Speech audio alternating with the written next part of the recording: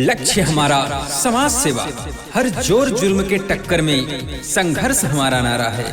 हम वादे नहीं इरादे लेकर आए हैं, मिलेगा आप सबका साथ तभी होगा कनकपुर का विकास।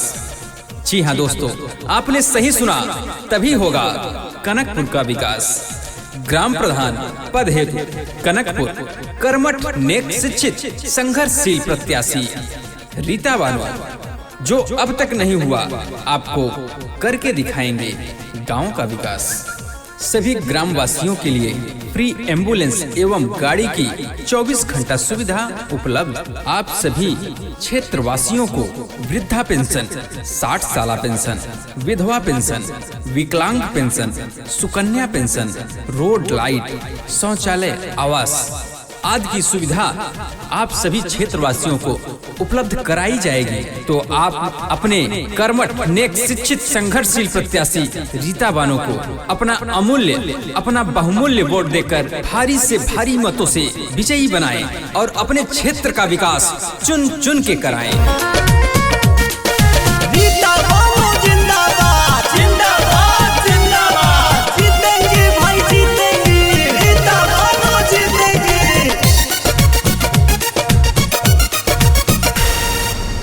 मांगले आशीष माई छू के चरनिया,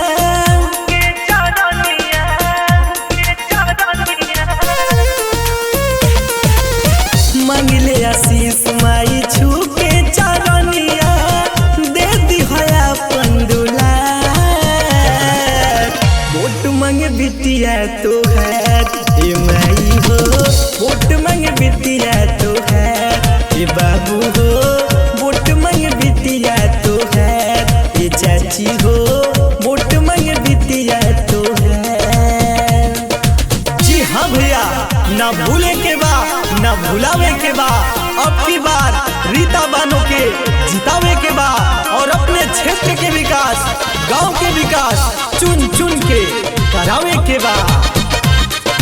रीता बानो जिंदाबाद, जिंदाबाद, जिंदाबाद, जीतेंगे भाई जीतेंगे, रीता बानो जीतेंगे। दूसरा से नहीं भौजी करी हो करार हो, कीमती वोट अपन करना बेकार हो।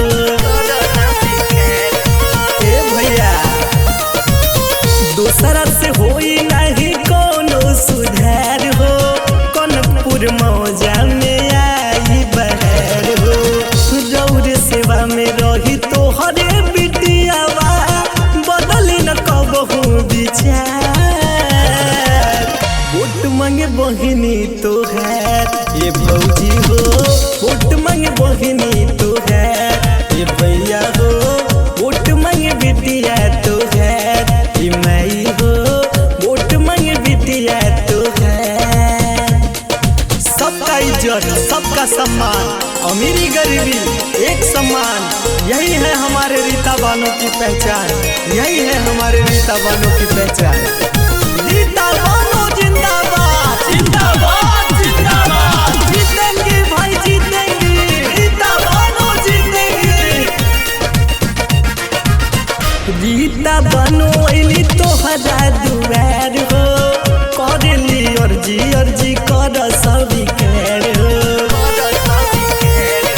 ए चाचा, हम नहीं गैर हम हई परिवार हो, मांगतन वोट अपन अचारा पसार हो। जियारा जुड़ाई तोहरे बिटियावा, बदली न कबहू विचार। वोट मांगे बिटिया तो है ये दादा हो, वोट मांगे बिटिया तो है ये दादी हो, वोट मांगे बिटिया तो है ये चाचा हो, वोट मांगे बिटिया तो है, वोट मांगे बिटिया तो। रीता बानो जिंदाबाद, जिंदाबाद।